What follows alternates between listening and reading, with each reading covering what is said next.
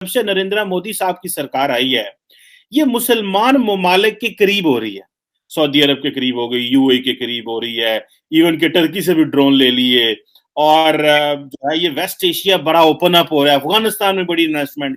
जो ये हमारी जो पॉलिसी है, अभी जो इंडिया का जीडीपी, अभी इंडिया का वर्चस्व बढ़ रहा है, स्टैचर बढ़ रहा है वर्ल्ड ओवर में। तो अब जो इंडिया 10 साल पहले था, आज वो नहीं है, पूरा बदल गया। आप कोई भी देखिए, एक सच्चाई तो ये है चीमा साहब कि इस्लामिक वर्ल्ड और Muslim world is coming close to India. कहीं से उठा के देखिए, कोई भी कंट्री उठा के देखिए। भारत ने कुछ अरसे से अपने जो डिफेंस है उसके अंदर इंटरनली जैसे कहते हैं ना वो मेक इन इंडिया कॉन्सेप्ट लेके आए हैं। इसके लिए वो काफी ज्यादा पैसा लगा रहे हैं। अब एक जो चीज बहुत सारे एनालिस्ट ने महसूस भी की और बहुत सारी जगहों पर लिखी जा रही है कि भारत उन मुसलमान ममालिक के साथ ताल्लुक करीब कर रहा है या उनके साथ बिजनेस वेंचर्स कर रहा है जिनके पाकिस्तान के साथ ताल्लुक। महाराष्ट्र में हम अपनी गलती की तरफ कभी देखते नहीं है। हम अगलों में कीड़े निकालने की हमने बड़ी, हम अपने पांव पे भी ना खड़े हो सके और हमने अरबों को भी नाराज कर दिया। ना घर के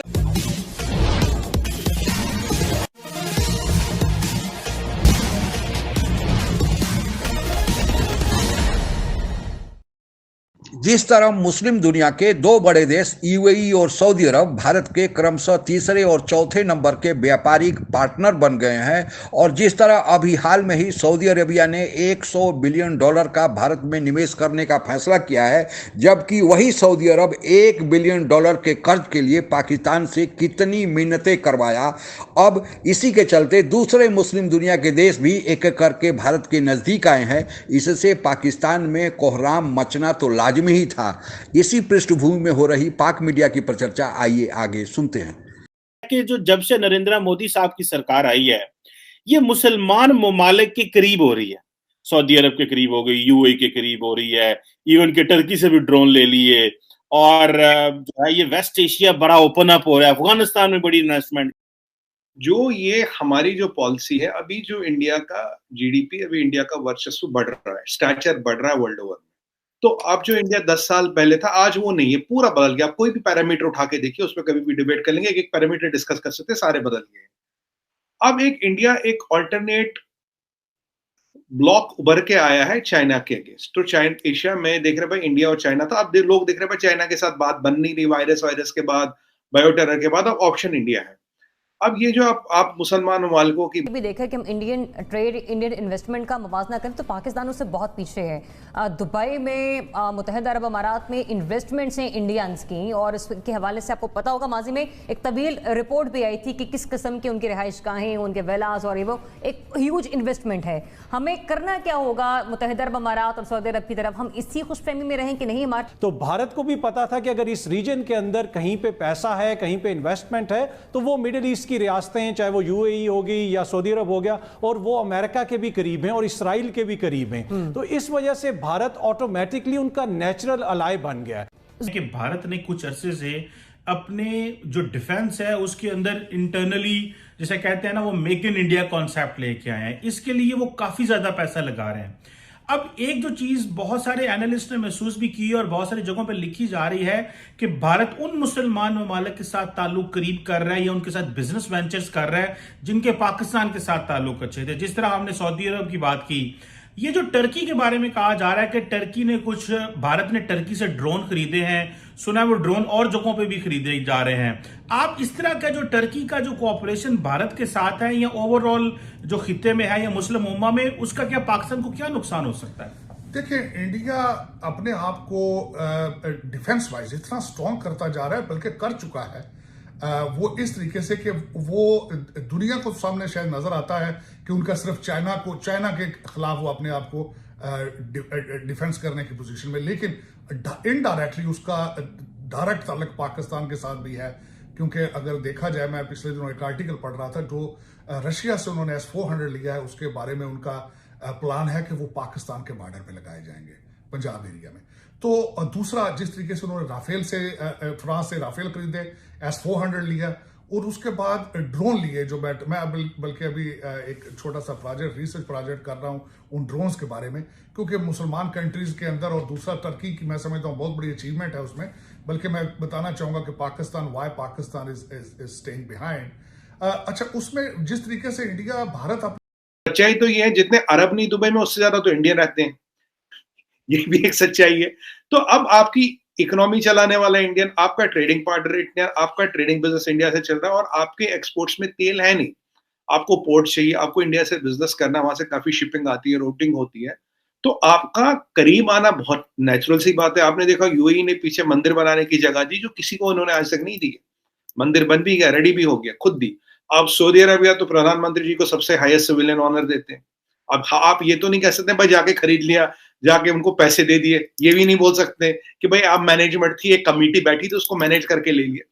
तो ये जो चीजें दो वे आ रही, it is because of the emergence of India at a global stage where people want to maintain their relation. ये बताएं, जो न्यू क्वाड की बात हो रही है, ये किस हद तक, इसकी क्या इम्प्लीकेशंस हैं, और ये किस हद तक एक सीरियस चीज है कि यूएई और जो इंडिया के जो ताल्लुकात हैं वो इसराइल के साथ मिलके जो है वो क्या गुल खिलाने के चक्कर में हैं। आप आज जो है ना वो you are not spilling the beans, वो जो है ना आप वो नहीं कर रहे आज, वो कुछ होना बताएं हमें आज कुछ।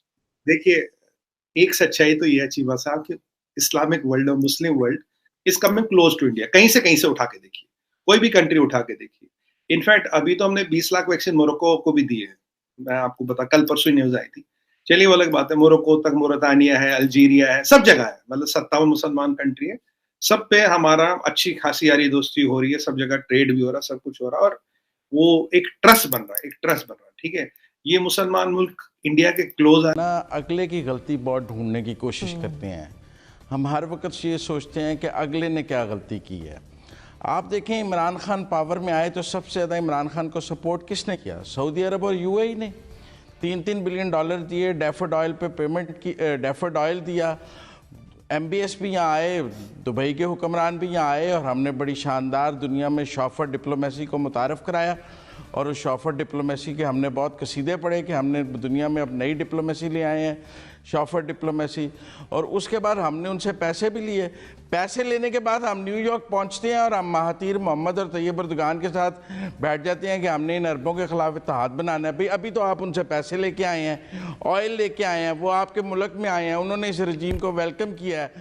उसके बाद आप आज यमन की यहाँ बातें करें, Yemen is the close chapter. उसके बाद हमें पैसे मिले, उसके बाद वो यहाँ आए, शॉफर डिप्लोमेसी हुई, कमाल दोस्ती हुई, हम गए, वो आए, बेहतरीन ताल्लुकात थे। यमन तो क्लोज चैप्टर था। खराबी कहाँ से हुई? खराबी वहाँ हुई जहाँ आप महातीर और तैयब अर्दोगान के साथ बैठ गए, इनसे पैसे ले। हम अपनी गलती की तरफ कभी देखते नहीं है, हम अगलों में कीड़े निकालने की हमने बड़ी, हमसे स्ट्रेटेजिक मिस्टेक हुई। हम मलेशिया जा भी ना सके, हम अपने पाँव पे भी ना खड़े हो सके, और हमने अरबों को भी नाराज कर दिया। ना घर के रहे, ना घाट के रहे। कि जिस तरह सऊदी अरब जो है वो भारत को के पास, मैं उसे कहूंगा पास चले गए, क्योंकि अभी तो $100 बिलियन की मोहम्मद बिन सलमान ने कहा था हम इन्वेस्टमेंट करेंगे। जब मोहम्मद बिन सलमान पाकिस्तान आए तो वो कह रहे थे $10 अरब की इन्वेस्टमेंट हम गवादर में करेंगे, भारत में जाके $100 अरब की इन्वेस्टमेंट की बात की, और अभी ये लैंड फोर्सेस के चीफ चले गए। जरा इस मौके पे बात कीजिए कि जिस तरह इसराइल, यूएई, इंडिया और अमेरिका का जो एक नेक्सस बन रहा है, जिसे तारड़ साहब क्वाड 2 कहा जा रहा है, तो क्या मुस्लिम दुनिया से पाकिस्तान पे आजकल सैमसंग का सबसे बड़ा कारखाना इंडिया में, एप्पल अपना सबसे बड़ा कारखाना इंडिया में लगा रहा, चाइना से बंद करके, या ऑफिशियल हो गया। जब ऐसी सी चीजें इंडिया में आ रही, तो ये जो हमारे इकोनॉमिक जोन से, इसी में ये प्रॉब्लम क्रिएट की जा रही। अगर डेमोग्राफी को लेकर प्रॉब्लम होती, एक चीज का जवाब दीजिए, जहां 35% मुसलमान है वहां तो कोई दिक्कत नहीं, जहां 12% है वहां कोई दिक्कत नहीं, जहां 2% भी नहीं वही दिक्कत है, और 2% वाला कवर हो रहा, 35 वाले की कोई दिक्कत नहीं। भाई ये तो लॉजिक ही नहीं बैठता।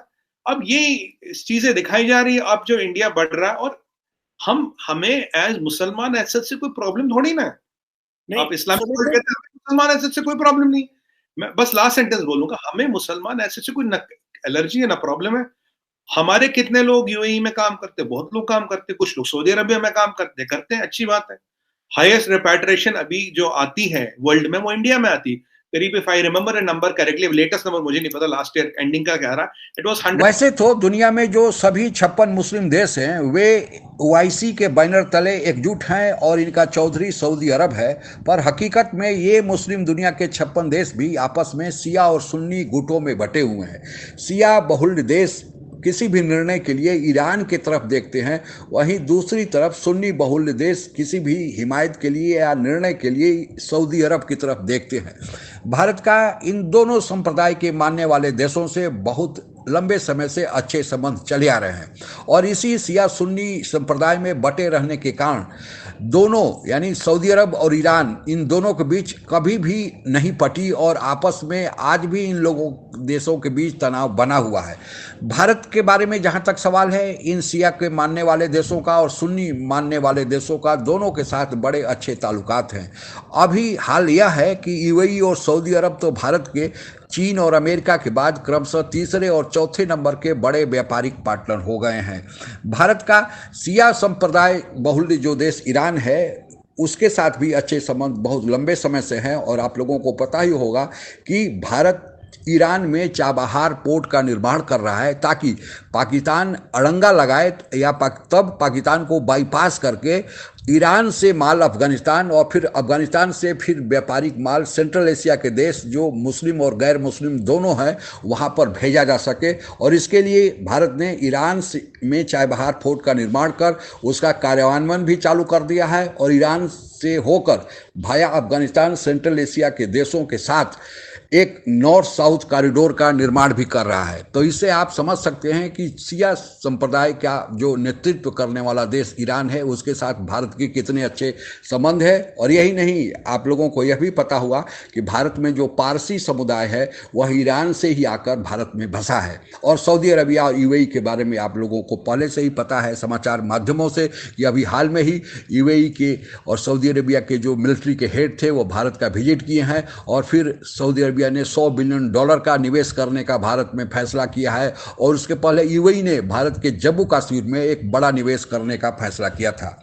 पाकिस्तान इन देशों के साथ संबंध बनाने की कोशिश करता है, लेकिन पाकिस्तान इन देशों के पास केवल कर्ज लेने जाता है। हालांकि पारंपरिक रूप से अगर देखा जाए तो चूंकि मुस्लिम देश होने के नाते ये देश पाकिस्तान को मदद करते भी थे, कर्जा भी देते थे, लेकिन उसकी भी एक सीमा होती है। और पाकिस्तान कर्जा लेने के बावजूद भी जब जरूरत पड़ती है इन मुस्लिम देशों का तो फिर इनका समर्थन नहीं करता है। अब स्थिति यह हो गई है कि इनमें जो बड़े मुस्लिम देश हैं उनका जो आर्थिक विकास है वह वहाँ के तेल उत्पादन पर निर्भर है, लेकिन तेल का जो जखीरा है या तेल का जो स्टोरेज है उन देशों का स्रोत है वह सीमित है। इसलिए वे देश अब चाहते हैं कि अपने व्यापार को दूसरे आइटम में या दूसरे चीज़ों में भी विकसित करें और तब ही भारत की एंट्री होती है, क्योंकि व्यापार को बढ़ाने में पाकिस्तान कोई मदद नहीं कर सकता। पाकिस्तान तो केवल एक पक्षीय व्यापार जानता है और वह व्यापार है कर्ज का व्यापार, पाकिस्तान लेने जाता है।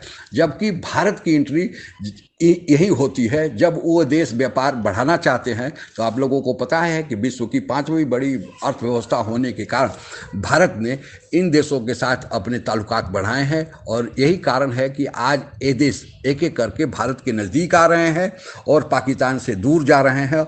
और इसी कारण पाकिस्तानी मीडिया में यह चर्चा का विषय बना हुआ है कि आखिर क्या कारण है कि मुसलमान होते हुए भी मुस्लिम देश भारत के नज़दीक जा रहे हैं और पाकिस्तान से दूर जा रहे हैं। और यही नहीं, जब भारत ने जम्मू कश्मीर का विशेष दर्जा समाप्त किया था तो इसी कारोबार के चलते भारत से उनको लाभ दिखाई देता है, भारत से उनके अच्छे संबंध बने हुए हैं। इसी कारण किसी भी देश ने भारत से खिलाफ बोलने की कोई हिम्मत नहीं जुटाई या जुर्रत नहीं किया। पाकिस्तान को चाहिए कि कोहराम मचाने से, भारत पर इल्ज़ाम लगाने से अच्छा है कि वह अपने देश को ठीक करे, अपने विकास की गाड़ी को तेज़ी से ऊपर की ओर ले चले, फिर सारे देशों से संबंध पाकिस्तान से भी वैसे ही हो जाएंगे जैसे पहले ही थे। केवल कर्ज मांगने से तो एक ऐसी सीमा आएगी कि देश दूर होते चला जाएगा, क्योंकि सबकी अपनी अपनी समस्याएं हैं। आज के लिए बस इतना ही। जय हिंद। आप अगर हमसे जुड़ा रहना चाहते हैं तो कृपया मेरे चैनल को सब्सक्राइब करें तथा बेल आइकन भी दबा दें ताकि नई वीडियो की जानकारी तुरंत आप तक पहुंच जाए। धन्यवाद। जय हिंद।